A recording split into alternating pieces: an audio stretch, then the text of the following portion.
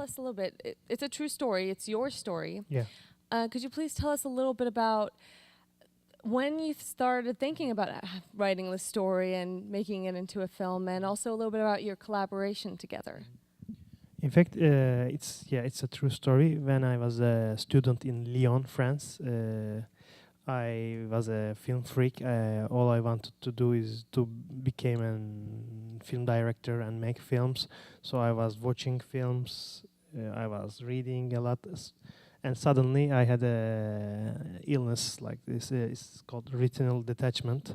So I had to forget everything and return to Istanbul because I had the risk to become blind.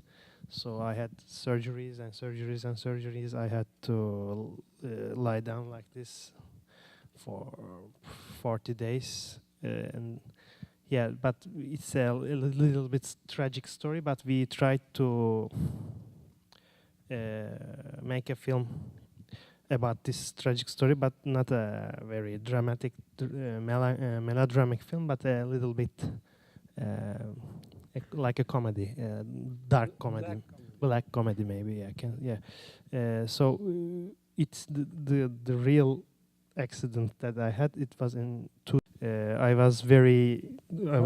It was too fresh, and it's a little bit difficult to make a film or write a book, for example, about something that you already experienced. If it's too fresh, so I waited a little bit. Then we made our first feature film with Hakki, and second feature film, which was a documentary.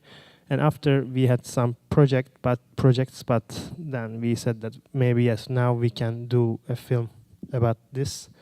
So I returned to my notes. I began to write something, and then we began to write together the script, and it was like this.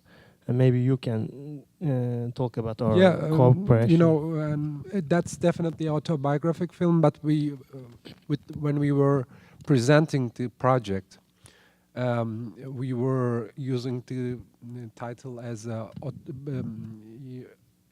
tragicomic of autofiction. That's of course an autobiographic film, but it is, from my point of view, it's not it's not a docudrama or something. It's an autofiction, and one of the sources of the inspirational sources of that film is Italian cinema, in fact, and some others, as you see. That's a film about disease, an eye disease. So that's a film about ophthalmology, but also that's a film about, I think, cinema. That's the second aspect of the film, because we are still both film freaks, and we adore filmmaking and the art of cinema. So that's why we'd like to do an homage to all our inspirational sources. That's beautiful. And most of the cast, I believe, is part of your family. Except the girlfriend, which is a young actress. Everybody is playing himself or herself. My mother is my mother. My cat is my cat, and everything. So. How was that? I mean, I can imagine that you're not only putting yourself through this experience, but you're putting them through it again. How did they feel about that?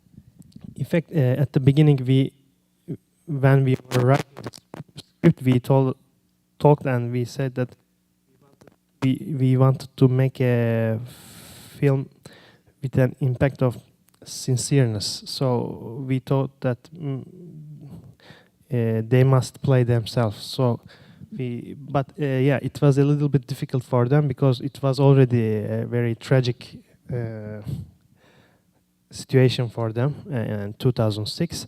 And after this, they re-experienced the same thing. And also we didn't give them the script because they are not professionals, and it could be problematic for them to see the script as a story. So we before each scene I how can I say? You were introducing them. I was telling them, do you remember how did we return from hospital? And then I was lying like this. Now we are making the same scene now. And so we worked like this. They re-experienced the scenes. So when my mother is crying, she was really crying because she was really remembering the real thing. So yeah, it was a little bit sadistic for for us as a directors, but I guess it worked and they played well, I guess. Yeah, it made a beautiful film. It doesn't look like acting at all, especially with your mother crying in several places. I want to open up the floor to questions from the audience. We have a mic going around, or... Yes, sorry. So meanwhile, I just want to add that the choice of amateurs as actors wasn't a budgetary issue. That wasn't something really related to budget. And in Turkish cinema, we have a kind of tradition like that now. With the second film, even the first film of Nuri Bilge Ceylan, the prolific Turkish director, it's about now 15 years that several films with in that kind has seen the screens, and there are several films made like that, and they were most of them were successful. Would you like to add? For example, in the film of yesterday, Meryem, Yes. there was also non-professional actors, Yes, and they were very successful, I guess. So, yeah, there's some kind of tradition now in Turkey to make films with non-professional actors, or sometimes like Meryem, the Atalay's film, professionals and non-professionals together. Yeah. Yes, and apparently Turkish people are very good actors without having to worry about it. Yes, that's Okay, a comment and then a question.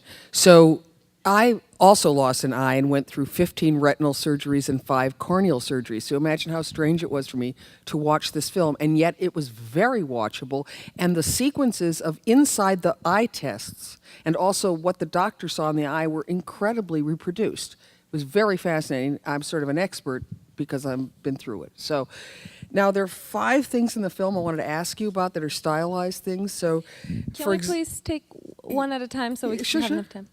Well, I mean, they're just moments. I think he'll remember them. The melodramatic close-up where he says, there's no reason, these are wonderful film quotes, no reason to tell them tonight, as it pulls in on him in the dinner table sequence. Or the idea of the dream sequence of the people abandoning everyone, and the concert of sounds. And the fantastic visit with the guests, which is such a rich and sort of terrible comic scene. And the give me a drink. So I want to ask you where these ideas came from, because they're all such wonderful cinematic notions. I began. So, in fact, both of us as a directors, we believe in a cinema. We believe in a, how can I say, mise en scène in French, mise en scène kind of cinema, not especially in storytelling. So when we write scripts, we directly think about mise en scène, I don't know, mise en scène. Yeah, and we write scripts with mise en scène. So everything or 90% that you see in this kind of things were already written at the first draft, second draft, I don't know. Maybe you can. Yeah, in the script everything was there already, and we used some storyboards, and yeah, in that film, one of the things that we would like to use was absurdity. So we, with the of course there were some American directors also that influenced us. Woody Allen. Definitely Woody Allen for the first. Yeah, to name it in the first draft, and maybe Coen Bros. And but the absurd thing, the black humor coming from the absurdity, we thought that can work within the context of that film, this film. Pardon. Who's the second director you said? Pardon? In fact, we are directing the film together. We Coen brothers and Coen. he said, yeah. Okay, next question, please.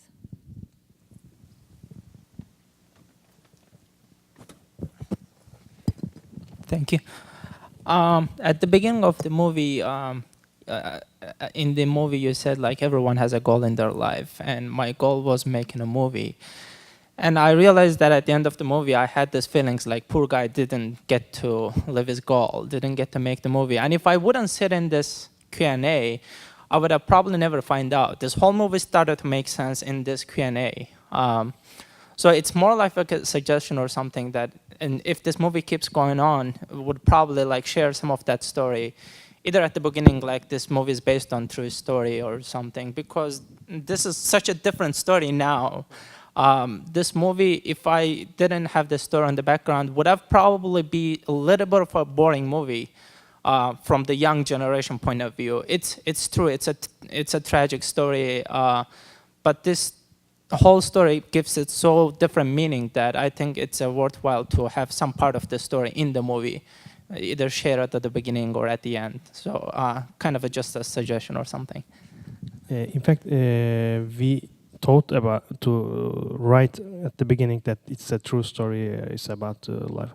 But then we canceled it because we didn't want to use this reality thing. A sad boy. Not exploit. Not create a success story. Oh, this sad boy, now he made this film. Oh, it's terrific. It's unbelievable. So we didn't want to do this, and we want to make a film which exists itself without our help, like without the help of a text. It's a true story, blah blah blah.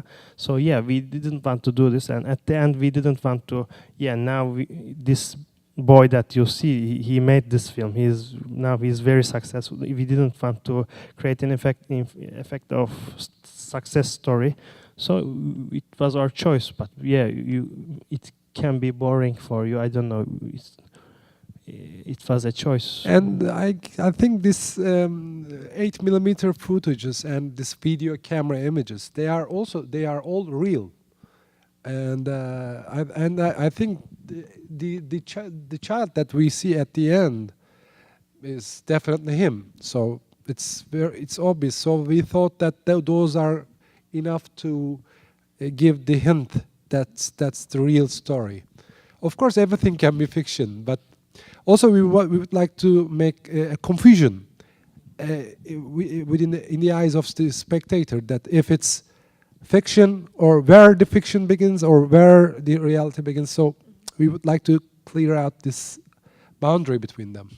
Yes, and there are clues in the beginning when we see a very original way of showing the credits of who is acting in the film. The fact that it's one family and it's directed by both of the actors in the film.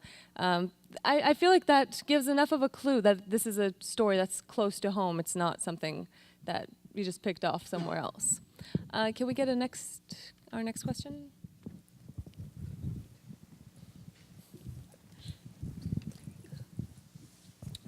Hi, congratulations. I thought the film was amazing. This is a question that I think that a lot of us wonder. Are you completely healed now, or do you still have any risk? Yeah, I have risks. In fact, it's a disease that you can't heal absolutely. If you, for example, this eye doesn't see anymore, so it's gone. But now I can manage like this. I can make films. I can live without anybody's help. But there's a big risk. So it can be worse. Maybe tomorrow. I don't know. Maybe never. So yeah, retinal detachment is yeah. But Melik, to say it honestly, Melik remained a disabled person. That's so. Thank you. We have a question in the middle here, or over there first. Ben ideolojik nedenlerle ana dilimde soracağım, siz çevirirsiniz daha sonra. İki şey. Birincisi, ben Amerikan filmlerinde veya başka filmlerinde gerçek öykülere dayandırılmıştır yazınca sevmiyorum. Çünkü daha çok mu saygı duyacağız gerçek öyküye dayandırılmışsa? Ondan bağımsız olarak siz insanın dramını anlatıyorsunuz. Görmenin ne kadar önemli olduğunu ama biz bunun farkında olmadığımızı anlatıyorsunuz. Başka da bir sürü şey anlatıyorsunuz. Gerçek ya da değil. Yani gerçek arıyorsak gidip belgesel izleyebiliriz. Sorum şu, eski Türk filmlerinden alıntılar vardı. Kimi parçalar. Acaba onlarla nasıl iletişim kurdunuz? Onlar sizin güldüğünüz gibi gülerek izin verdiler mi? Nasıl bir ilişkiniz oldu?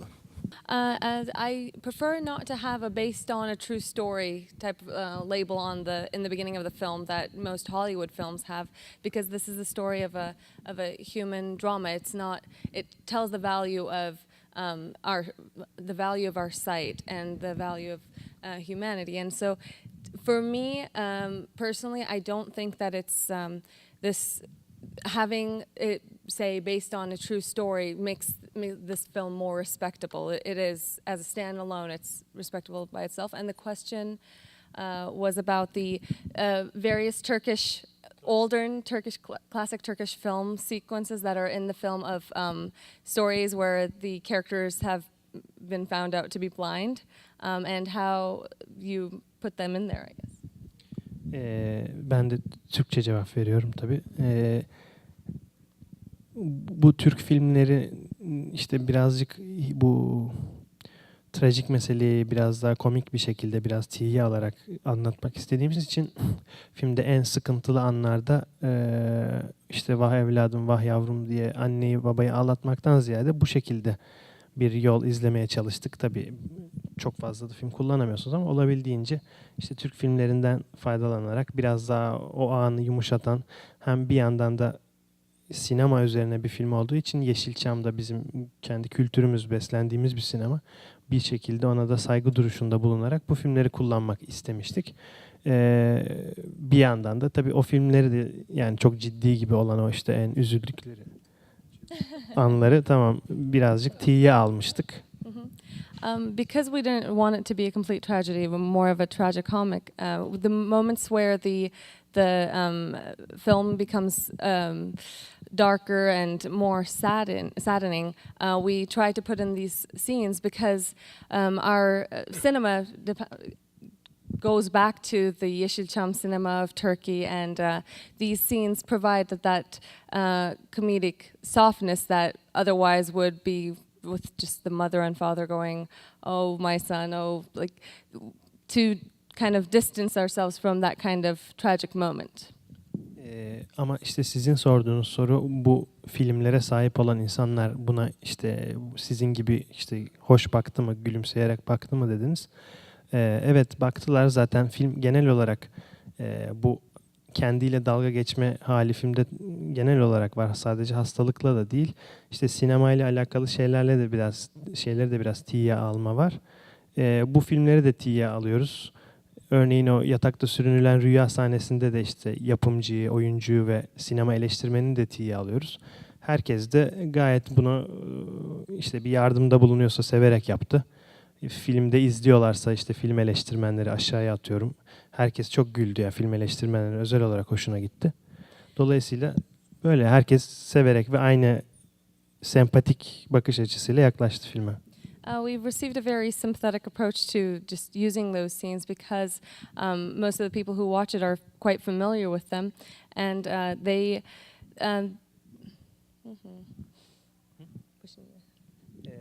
In fact, I can. Sorry. No.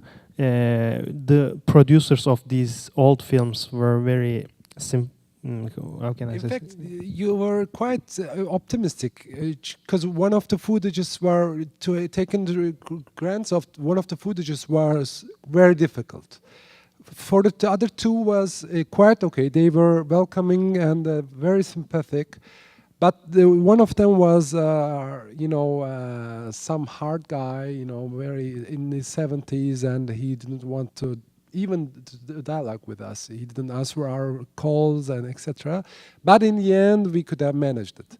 But for the American audience, I would like to give a hint, because the Turkish cinema during 60s up to mid 70s was one of the four biggest cinemas in the world, with Bollywood, I mean the Indian cinema, Japanese cinema, American cinema, and that was the fourth was Turkish cinema with 260 productions per year. So it was quite an industry those days. But the problem was nearly 250 out of 260 films was nearly the same. All of them were melodramas. And nearly in half of them, this blindness issue appears. So, as I told you, as I tried to explain, this film is a homage. So, and homage to the French cinema, to the birth of the cinematograph, Lumière brothers, also to our native Turkish cinema, our tradition. So it has some respects to every part of our sources, and yeah. Yes, and the manner in which you put it together is very organic. As you said, it comes together at the moment where it might be saddest, but it provides that little moment of just sympathy for us. Do we have any more questions? Let me just get one in the back if there is. Yes, and then we'll come back here. Hi. First of all, it was a very strange time for me to watch this movie because right now I have a sty on my eye. And when you were putting the cream, I was like, oh my God, this is me. But you got really cool scenes in the movie. For example, the beginning of the movie in the classroom, you choose to show the actors and directors and crew in the notebook drawings. I really like that scene, and I thought that your style is close to Marjan Satrapi. Do you also think like that? Pardon? There's this Iranian French writer called Marjan Satrapi. Yeah. So I thought that the style is close to her. What do you think about it? To be honest, I haven't seen his films. Him or her films, and Me neither. I will see them right now, and in the soonest time, in the meanest possible, and yeah, that will be great. And I've seen, last week, the French great master Alain René has died, and his latest film was in Berlinale. And this film was loving, drinking, and singing. This film, and the beginning of that film was also with that notebook. But he was using, we were using just simple pen for those sketches, and René was using a pencil. So it was a very breath, Fresh air. Pardon? A breath of fresh air. Yeah, and a very honoring coincidence that, and I will discover this director also with pleasure. Thanks. Okay, let's just have one last question, and then we can do without the mic. Okay, so speaking of Renee, I thought of Je t'aime when I was watching this film, actually. But, man, now I forgot what it was. Yes, can you describe how the two of you divide your duties as co-directors? In fact, it's our third feature film, and we didn't divide the posts like this. Now you are doing this, I'm doing this. Our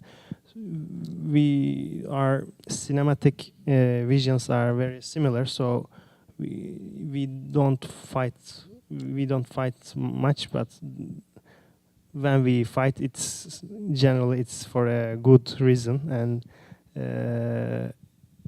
at the post-production, I'm a little bit more sensitive to sound, and he is more sensitive to image.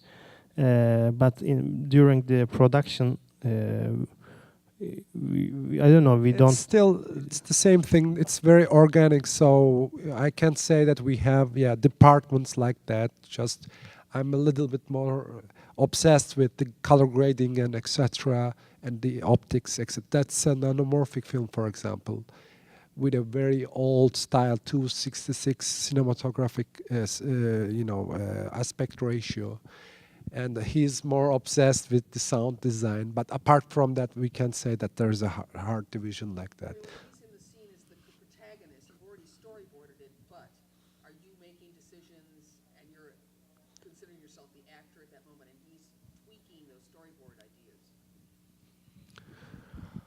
No, to be honest, he wasn't coming and seeing from the director's monitor to every scene. He was checking just maybe at the beginning, but when we were repeating, because it nearly half of the in nearly 3 or 4 of the film, his eyes are bandaged. So it was very difficult to open them and take his glasses and looking at if it's correct, everything. So we have we are all confining ourselves. So in that film, yes, I had a bigger job behind the camera, but that was specifically for that film. Yeah, and your Je t'aime was a very big compliment for us. Yeah. That's a masterpiece for us. Yes. Thank you so much for being here, for bringing the film. We're very happy to have you. Thank you and we very much. have 2 small gifts. Buyurun. Pardon, buyurun. Tabii. Yok, ben öğretmen, vallahi benim öğretmenim geliyor. Your film is very unique because it has so many layers and genres. I saw science fiction in the dream sequence. You used comedy, you used a documentary style, you used fiction, you used non-fiction, you used real family members, and you used actors, professional actors and actresses. Somehow all of this came together in a very wonderful film, which makes it very unique. And I would like to tell you that I think you are incredibly talented. This is what I would like to say. Thank you for your film. Thank Thanks you a very lot. much.